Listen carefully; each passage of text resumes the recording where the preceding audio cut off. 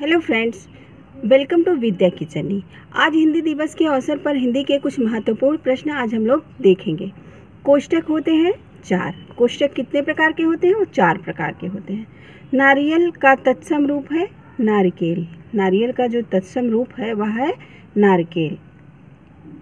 तद्भव है नारियल और तत्सम है नारिकेल। पाश्चात्य का विलोम है पौरसत्य। पाश्चात्य का विलोम है पौरसत्य। रामलला नेहछू के रचनाकार हैं तुलसीदास जी। रामलला नेहछू के रचनाकार कौन है? तो तुलसीदास जी हैं।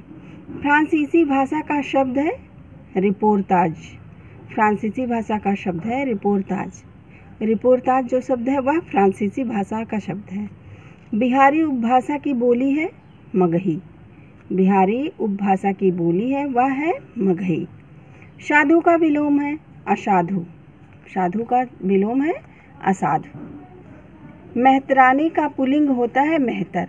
मेहतरानी स्त्रीलिंग होता है और पुल्लिंग होता है मेहतर। मेहतर का स्त्रीलिंग मेहतरानी है और मेहतरानी का पुल्लिंग मेहतर है। हिंदी में वचन 2 प्रकार के होते हैं। हिंदी में वचन 2 प्रकार के होते हैं, बल्कि जबकि संस्कृत में वचन 3 प्रकार के होते हैं। एक वचन द्विवचन और बहुवचन। और हिंदी में वचन 2 प्रकार के होते हैं, एक वचन और बहुवचन। हिंदी में वाच्य 3 प्रकार के होते हैं। हिंदी और संस्कृत दोनों में वाच्य 3 प्रकार के होते हैं, कर्तवाच्य, कर्मवाच्य और भाववाच्य। हिंदी में वाच्य 3 प्रकार के होते हैं। नंबर 1 कर्तवाच्य, नंबर 2 कर्मवाच्य और नंबर 3 भाववाच्य। फ्रेंड्स, ये आपके लिए बहुत ही इम्पॉर्टेंट प्रश्न है। घुटने टेकना मुहावरे का अर्थ है हार मान लेना। घुटने टेकना मुहावरे का क्या अर्थ है? तो हार मान लेना। बाणभट्ट की आत्मकथा के लेखक हैं, बाणभट्ट की जो आत्मकथा थी उसके लेखक हैं हजारी प्रसाद द्विवेदी। हजारी प्रसाद द्विवेदी। विराम का शाब्दिक अर्थ होता है, विराम का शाब्दिक अर्थ क्या होता है? विश्राम, आराम या ठहराव। विश्राम भी बोलते हैं, विराम को विश्राम भी बोलते हैं, विराम को आराम भी बोलते हैं और विराम को ठहराव भी बोला जाता है। तो एक शब्द का ये 3 अर्थ है। ठीक है। शब्द भेद की संख्या होती है 8। शब्द भेद की कितनी संख्या होती है? तो शब्द भेद की 8 संख्या होती है। रस पर पहले विवेचना करने वाले मुनि हैं। रस पर जो पहले विवेचना करने वाले मुनि हैं वह है भरत मुनि। भरत मुनि है रस पर पहले विवेचना करने वाले। रस के मुख्यतः 4 अंग होते हैं। फ्रेंड्स, पूछा जाता है कि रस के मुख्यतः कितने अंग होते हैं? तो रस के मुख्यतः 4 अंग होते हैं। नंबर 1 अस्थाई भाव जिसकी संख्या 9 है। अस्थाई भाव जिसकी संख्या 9 है। और नंबर 2 विभाव जिसकी संख्या है 2 और अनुभाव है जिसकी संख्या है 4। व्यभिचारी भाव है जिसकी संख्या 33 है। अस्थाई भाव 9 है, विभाव 2 है, अनुभाव 4 है और व्यभिचारी भाव 33 है। फ्रेंड्स, आगे देखते हैं। नाट्य शास्त्र में 8 रस की रचना की है किसने? वो भरत मुनि ने। नाट्य शास्त्र में जो 8 रस की रचना किए हैं वो कौन है? तो वो भरत मुनि हैं। शांत रस के प्रतिष्ठापक हैं। शांत रस के जो प्रतिष्ठापक हैं उनका नाम है आचार्य उद्भट जी। आचार्य उद्भट जी। वात्सल्य रस के प्रतिष्ठापक हैं आचार्य विश्वनाथ जी। वात्सल्य रस के प्रतिष्ठापक हैं आचार्य विश्वनाथ जी। भक्ति रस के प्रतिष्ठापक हैं रूप गोस्वामी जी।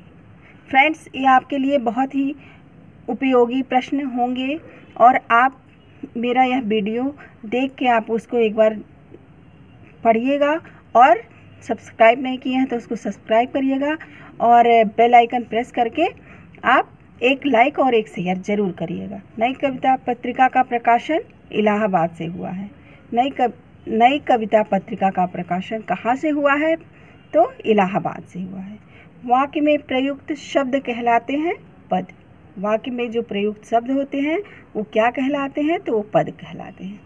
स्वर के उतार चढ़ाव को क्या कहते हैं?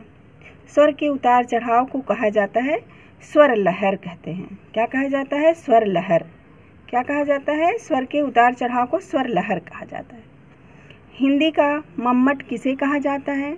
तो हिंदी का मम्मट रामदीन मिश्र को कहा जाता है। हिंदी का मम्मट रामदीन मिश्र को कहा जाता है। फ्रेंड्स, आगे बढ़ते हैं। अवतारी पुरुष कहा जाता है महावीर प्रसाद द्विवेदी जी को। अवतारी पुरुष किसे कहा जाता है? तो महावीर प्रसाद द्विवेदी जी को कहा जाता है। अवतारी पुरुष महावीर प्रसाद द्विवेदी जी को कहा जाता है। हिंदी का इलियट किसे कहा जाता है? हिंदी का इलियट कहा जाता है अज्ञे जी को। हिंदी का इलियट अज्ञे जी को कहा जाता है। छोटे निराला कहा जाता है। छोटे निराला किसे कहा जाता है? तो जानकी वल्लभ शास्त्री जी को कहा जाता है। छोटे निराला जानकी वल्लभ शास्त्री जी को कहा जाता है। हिंदी का मल्लीनाथ किसे कहा जाता है? हिंदी का मल्लीनाथ कहा जाता है लक्ष्मण सिंह को। आधुनिक काल का पद्माकर कहा जाता है बाबू जगन्नाथ दास को। आधुनिक काल का पद्माकर कहा जाता है बाबू जगन्नाथ दास को। हिंदी का गोल्ड स्मिथ कहा जाता है। हिंदी का जो गोल्ड स्मिथ है कहा जाता है श्री सियाराम शरण गुप्त को।